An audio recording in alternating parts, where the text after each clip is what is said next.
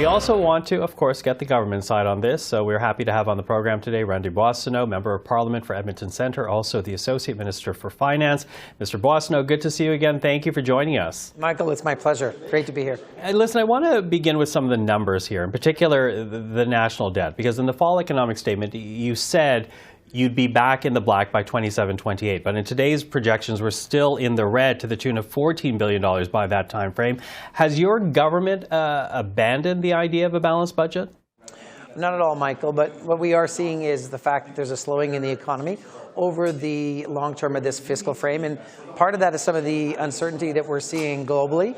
And also some of it is the fact that if we're going to see inflation come down, then there needs to be a slowing in the economy, and that's the province of the Bank of Canada. And if you take a look at the last prediction of the Bank of Canada Governor, Michael, it was very clear that inflation should be at about 3% by the summer and closer to 2% by December. And so all of that is combined to make sure to contribute to lower revenues for our government. There are still measures in the budget to increase revenues, but what we're seeing is this erosion on the revenue side at a time when we made a commitment to Canadians to invest in healthcare to stabilize the healthcare system, when we're going to support Canadians who need it the most, who are feeling the pinch of that inflation. And thirdly, we're going to seize this generational opportunity to invest in an economy that's going to provide tens of thousands, hundreds of thousands of jobs for Canadians from coast to coast to coast as we create this net zero economy between now and 2050.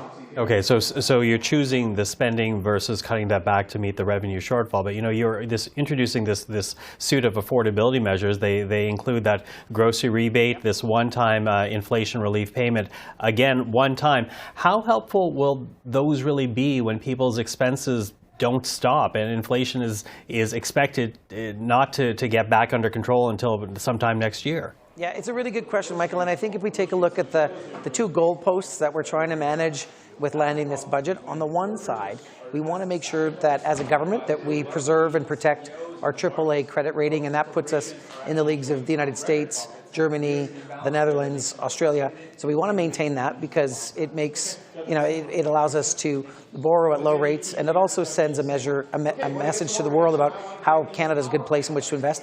The other side, though, is we want to make sure that the investments we're making do not stoke inflation. And so to do that, we had to be very focused on the measures that we have in place. And look, I can tell you, a Canadian who's struggling with inflation right now, if they're able to access another $100 or $470 thanks to the grocery rebate, they're going to take that money and it's going to be spent locally. And so the investments in the net zero economy are real investments to attract companies from around the world to set up right here in Canada.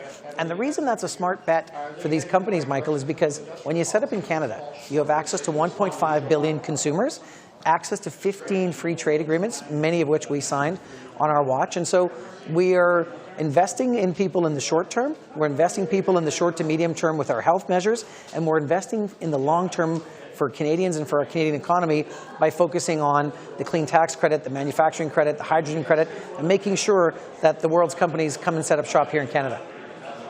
Okay, well, listen, let's focus in then on your green investments, because as you say, securing a low-carbon future is what your government's aiming to do here. You also want to harness the economic opportunities of this, roughly $80 billion across 10 years. Is that enough to meet the challenge of the Inflation Reduction Act in the United States, in your opinion? Because I just spoke to a couple of economists who think that the incentives really are not enough. Michael, we're going to play to our strengths when it comes to setting the table for the net zero economy. And if you take a look at what we've done as a government since we became a government in 2015, well over $120 billion invested in greening the economy and getting to the point where we're at now. And with what we see in the budget, we're going to be much closer to $200 billion invested over the next 10 years. And if you actually, scale that up to the size of the United States, it's a pretty big number, and it's a pretty sizable investment that we're making here in Canada. And so I know that when you have a decision like Volkswagen to set up in Canada and to produce 1 million EV batteries a year, that's a big deal. When Air Products out of Pennsylvania chooses Northeast Edmonton to build the largest net zero hydrogen plant in the world, that's a big deal. When Dow wants to have an ethylene cracker that will actually scrub 2 megatons of carbon out of the atmosphere, these are the kind of these are the kind of investments that we want to see happen in our own country. And so it's going to make sure that we are not only holding our own with what the United States is doing, but quite frankly, that we're welcoming the world to Canadian shores. But there does seem to be this shift, though. And, instead of public investment, there's now this heavy reliance of private industry to build the new economy. And really, again, in the conversation we had right before you, we heard from economists who said if you really want to do this properly, the government actually needs to get more skin in the game. We need to have public infrastructure, more public involvement in this. What's your response to that? Are you confident that private industry will actually move in? We are, and we're seeing it already with some of the examples I gave you, but let's dig in even more, Michael. So if we want world-class companies to come and set up in Canada, there's one thing they want.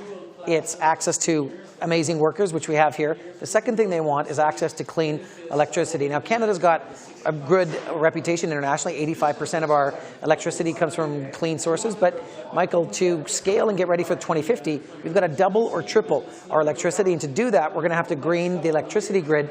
And the Canada Infrastructure Bank, through this budget, has been authorized to invest $20 billion in the green electricity grid.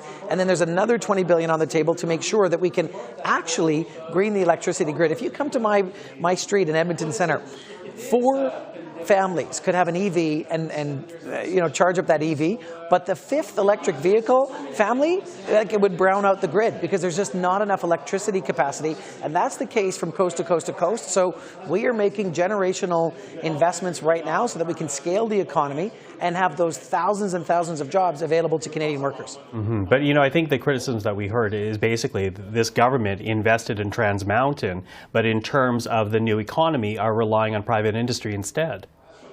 So let's look at the numbers, because there's no government in the world that's going to be able to replace private sector investment. Even the IRA, as big of a scale of investment it is, when you add it all up, it's about $2 trillion. There's a really interesting statistic in this budget, which is that between now and 2050, there's going to be $100 trillion of private investment contributed to actually getting us to the net zero 2050 future. That's like the world's economy for an entire year invested in just greening the world over the next 30 some years. And the reason I mention this is because we are at a point now where Canada is demonstrating how, with our people, our workers, what we have here is a functioning democracy, our critical minerals, and what we've already done as an investment. What's in this budget is going to set up very well to compete on the global stage. Quickly running out of time, I realize you need to move on, but I do want to ask you one more question, because in part of this unveiling, your government is also de-risking essentially investments by backstopping the future price of carbon. Pierre Poilievre was reacting to that, accusing your government of choosing companies to make sure that they continue to get profits instead of allowing people to save some money by bringing down the price of carbon. How do you respond to that? Look, Michael, it's been very clear. We fought 3 elections on a price on pollution and making sure that Canadians understand that the economy and the environment go hand in hand.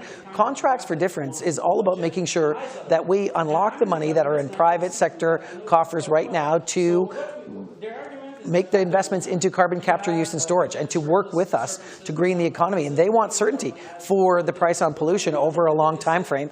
Contracts for Difference are a way to make a statement that if you're investing now and you see $170 as the price on pollution into the future, that you're going to be guaranteed that that's actually what you're going to see in the future. And for us, Contracts for Difference is about unlocking tens of billions of dollars of private sector investment to build the economy of today and tomorrow. Randy Boissonnault, again, thank you very much for the time today. Really appreciate it. Thanks, Michael.